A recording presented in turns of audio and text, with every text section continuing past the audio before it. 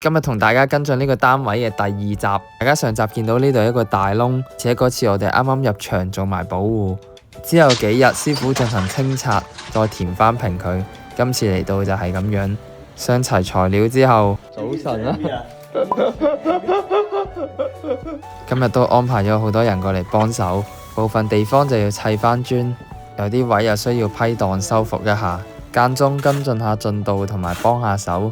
安排師傅做嘢，大家最熟悉嘅撈水泥環節都睇過好多集，始終呢邊都比較舊啦，咁又翻新一下。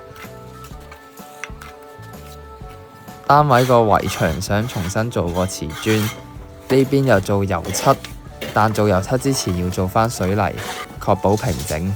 幫啲師傅攞下沙搬下瓷磚，今日就鋪砌部分嘅瓦件先。呢個僆仔都跟我哋翻咗幾個月啦，雖然成日遲到。呢邊地台就做翻個乾濕沙鋪砌，都係啲比較考功夫同埋常見嘅嘢。